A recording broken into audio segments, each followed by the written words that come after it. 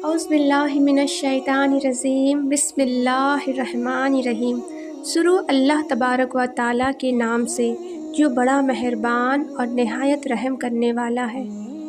اسلام سے پہلے عورتوں کا حال بہت خراب تھا۔ دنیا میں عورتوں کی کوئی عزت و قوت ہی نہیں تھی۔ مردوں کی نظر میں اس سے زیادہ عورتوں کی کوئی حیثیت ہی نہیں تھی کہ وہ مردوں کی ناپنسانی خواہش پوری کرنے کا ایک کھلونا تھی۔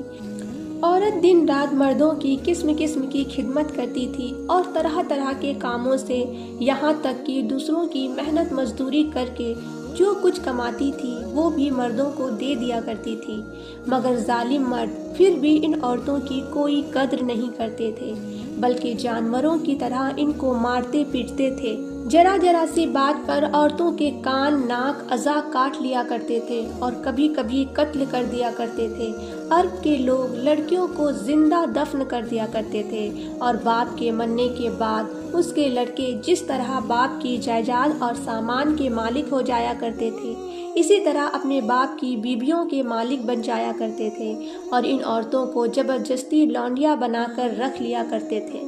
عورتوں کو ان کے ماں باپ، بھائی بہن یا شوہر کی وراثت میں سے کوئی حصہ نہیں ملتا تھا،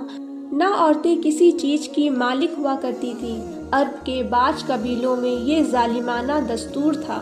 کہ بیوہ ہو جانے کے بعد عورتوں کو گھر سے باہر نکال کر ایک چھوٹے سے تنگ و ترین جھونپڑے میں 1 سال تک قید میں رکھ دیا جاتا تھا۔ وہ جھونپڑے سے باہر نہیں نکل سکتی تھی، نہ غسل کرتی تھی، نہ کپڑے بدل سکتی تھی۔ کھانا پانی اور اپنی ساری ضرورتیں اسی جھونپڑے میں پوری کرتی تھی۔ بہت سی عورتیں تو گھٹ گھٹ کر مر جاتی تھی اور جو زندہ بچتی تھی تو 1 سال کے بعد ان کے آنچل میں اونٹ کی مینگنیاں ڈال دی جاتی تھی اور ان کو مجبور کیا جاتا تھا کہ وہ کسی جانور کے بدن سے اپنے بدن کو رگڑے، پھر سارے شہر کا اسی گندے لباس میں چکر لگائے اور ادھر ادھر اونٹ کی مینگنیاں پھینکتی ہوئی چلتی رہے۔ یہ اس بات کا اعلان ہوتا تھا کہ ان عورتوں کی عدت ختم ہو گئی ہے۔ اسی طرح کی دوسری بھی طرح طرح کی خراب اور تکلیف دہ رسمیں تھیں جو غریب عورتوں کے لیے مصیبتوں اور بلاؤں کا پہاڑ بنی ہوئی تھی، اور بیچاری مصیبت کی ماری عورتیں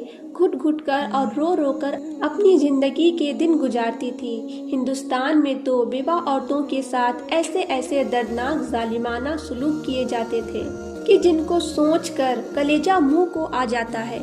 ہندو دھرم میں ہر عورت کے لیے فرض تھا کہ وہ زندگی بھر قسم قسم کی خدمتیں کر کے پتی پوجا کرتی رہے اور شوہر کی موت کے بعد اس کی چتا کی آگ کے شعلوں پر زندہ لیٹ کر ستی ہو جائے، یعنی شوہر کی لاش کے ساتھ زندہ عورت بھی جل کر راکھ ہو جائے۔ غرض پوری دنیا میں وہ بے رحم اور ظالم مرد عورتوں پر ایسے ایسے ظلم و ستم کے پہاڑ توڑتے تھے۔ ان ظالموں کے داستان سن کر ایک درد مند انسان کے سینے میں رنج و غم سے دل ٹکڑے ٹکڑے ہو جاتا ہے۔ ان مظلوم اور بے بس عورتوں کی مجبوری و لاچاری کا یہ عالم تھا کہ سماج میں نہ عورتوں کے کوئی حقوق تھے، نہ ان کی مظلومیت پر داد و فریاد کے لیے کسی قانون کا کوئی سہارا تھا۔ ہزاروں برسوں تک یہ ظلم و ستم کی ماری دکھیاری عورتیں اپنی اس بے بسی اور لاچاری پر روتی بلبلاتی اور آنسو بہاتی رہی، مگر دنیا میں کوئی بھی ان عورتوں کے زخموں پر مرہم رکھنے والا اور ان کی مظلومیت کے آنسوؤں کو پوچھنے والا دور دور تک نظر نہیں آتا تھا۔ نہ دنیا میں کوئی بھی ان کے دکھ درد کی فریاد سننے والا تھا، نہ کسی کے دل میں ان عورتوں کے لیے بال برابر بھی رحم و کرم کا کوئی جذبہ تھا۔ عورتوں کے اس حالات پر انسانیت رنج و غم سے بے چین اور بے قرار تھی، مگر اس کے لیے اس کے سوا کوئی چارہ نہیں تھا کہ وہ رحمت خداوندی کا انتظار کرے کہ غیب سے کوئی ایسا سامان پیدا فرما دے کہ اچانک ساری دنیا میں ایک انوکھا انقلاب نمودار ہو جائے اور لاچار عورتوں کا سارا دکھ درد دور ہو کر ان کا بیڑا پار ہو جائے۔ چنانچہ رحمت کا آفتاب جب طلوع ہو گیا تو ساری دنیا نے اچانک یہ محسوس کیا کہ جب ہمارے رسول حضرت محمد صلی اللہ تعالی علیہ وسلم خدا کی طرف سے دین اسلام لے کر تشریف لائے تو دنیا بھر کی ستائی ہوئی عورتوں کی قسمت کا ستارہ چمک اٹھا۔ اور اسلام کی بدولت ظالم مردوں کے ظلم و ستم سے کچلی اور روندی ہوئی عورتوں کا درجہ اس قدر بلند ہو گیا کہ عبادت و معاملات بلکہ زندگی اور موت کے ہر مرحلے اور ہر موڑ پر عورتیں مرد کے دوش با دوش کھڑی ہو گئی اور مردوں کی برابری کے درجے پر پہنچ گئی۔ مردوں کی طرح عورتوں کے بھی حقوق مقرر ہو گئے اور ان کے حقوق کی حفاظت کے لیے خداوندی قانون آسمان سے نازل ہو گئے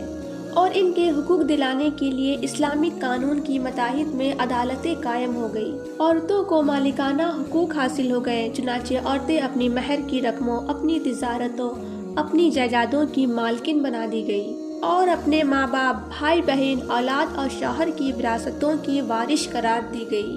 گرج وہ عورتیں جو مردوں کی جوتیوں سے زیادہ ذلیل و خوار اور انتہائی مجبور و لاچار تھی، وہ مردوں کے دلوں کا سکون اور ان کے گھروں کی ملکہ بن گئی۔ چنانچہ قرآن مجید نے صاف صاف لفظوں میں اعلان فرما دیا کہ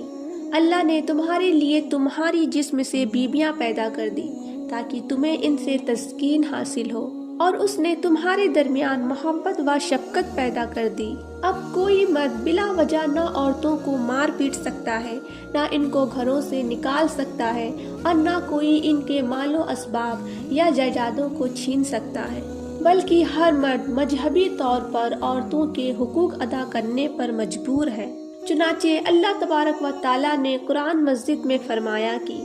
عورتوں کا مردوں پر ایسے ہی حقوق ہے جیسے مردوں کے عورتوں پر، اچھے سلوک کے ساتھ، اور مرد کے لیے فرمان جاری فرما دیا کہ اور اچھے سلوک سے عورتوں کے ساتھ زندگی بسر کرو۔ تمام دنیا دیکھ لے کہ دین اسلام نے میاں بیوی کے اجتماعی زندگی کی صدارت اگرچہ مرد کو عطا فرمائی ہے اور مردوں کو عورتوں پر حاکم بنا دیا ہے، تاکہ نظام خانہ داری میں اگر کوئی بڑی مشکل آن پڑے تو مرد اپنی طاقت و صلاحیت سے اس مشکل کو حل کر دے۔ لیکن اس کے ساتھ ساتھ جہاں مردوں کے کچھ حقوق عورتوں پر واجب کر دیے ہیں، وہاں عورتوں کے بھی کچھ حقوق مردوں پر لازم ٹھہرا دیے گئے ہیں۔ اس لیے عورت اور مرد دونوں ایک دوسرے کے حقوق میں جکڑے ہوئے ہیں،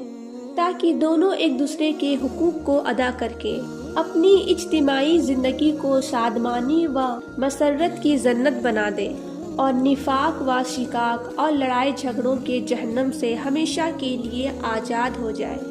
عورتوں کو درجات و مرتبہ کی اتنی بلند منزلوں پر پہنچا دینا، یہ حضرت محمد صلی اللہ تعالیٰ علیہ وسلم کا وہ احسان عظیم ہے کہ تمام دنیا کی عورتیں اگر اپنی زندگی کی آخری سانس تک اس احسان کا شکریہ ادا کرتی رہے، پھر بھی وہ اس عظیم و شان احسان کی شکر گزاری کے فرض سے سبکدوش نہیں ہو سکتی۔ تمام دنیا کے محسن اعظم حضور نبی کرم صلی اللہ تعالیٰ علیہ وسلم کی شان رحمت کا کیا کہنا۔ ویڈیو اچھی لگی ہو تو ویڈیو کو لائک اور چینل کو سبسکرائب کرتے ہوئے نوٹیفیکیشن بیل کو ضرور دبائیں، جس سے میری سبھی آنے والی ویڈیو کی نوٹیفیکیشن آپ کو آسانی سے مل سکے۔